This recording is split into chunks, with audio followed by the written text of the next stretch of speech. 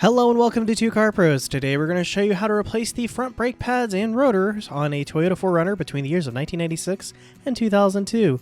The first thing we're going to do is jack the vehicle safely up in the air. I have a great link in the description to an awesome video on how to do that safely, and then we need to remove the wheel. We are doing this repair on the passenger front wheel, but it'll be the same on the driver's as well.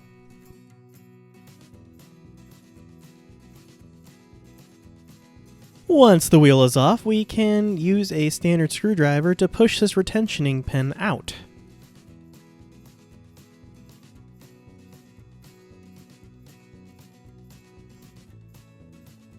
Next, we're going to grab a punch and a hammer and punch out these shafts that hold the brake assembly together.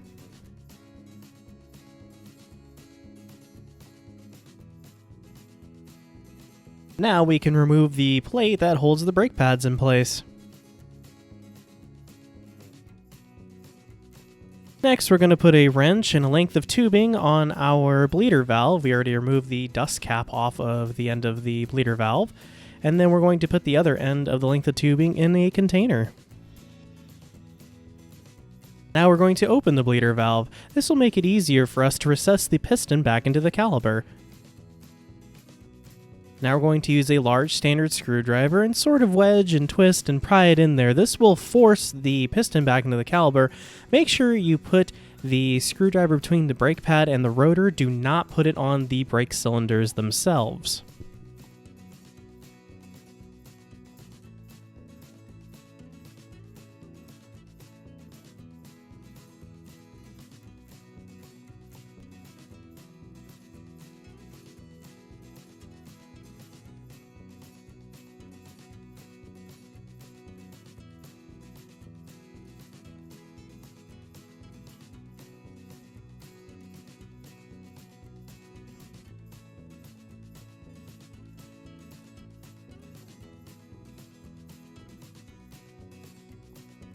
After the piston has been fully recessed into the brake housing, we can close our brake bleeder valve.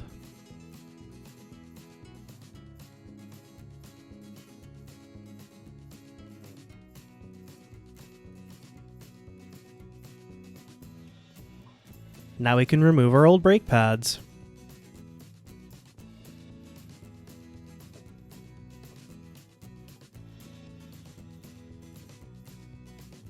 Next, we can unbolt the caliper from the brake mounting assembly.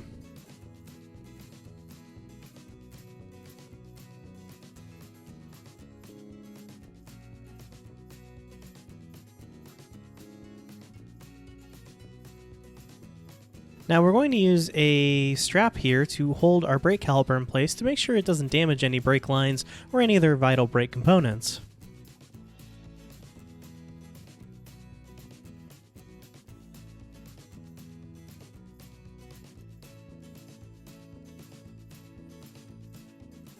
Now we can remove our brake rotor.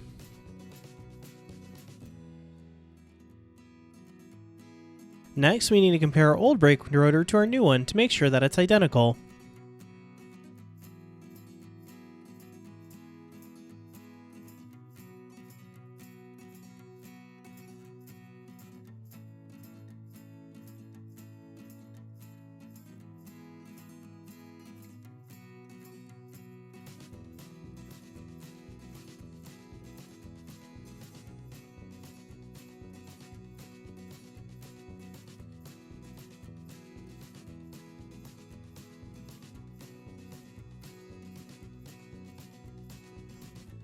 Once we're sure it's identical, we're going to use some carburetor cleaner spray to get the manufacturing grease off of the new rotor.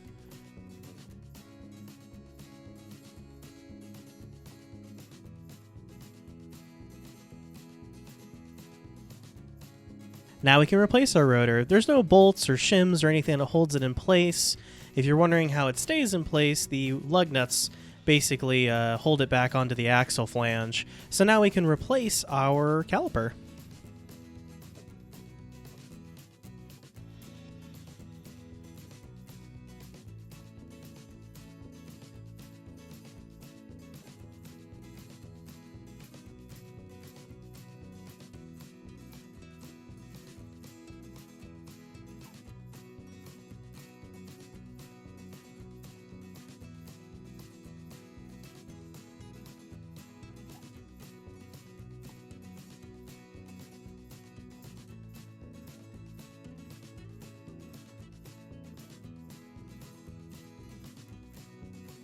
Next, we're going to grab our new brake pads and compare them to our old ones to make sure that they're identical.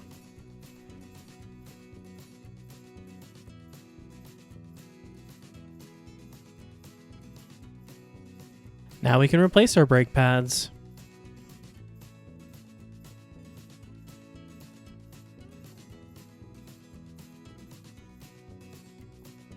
Now we can replace one of the rods that hold the brake pads in place, and once that has been resecured into its location, we can replace the plate that holds both pads in place and then hammer the rods in place.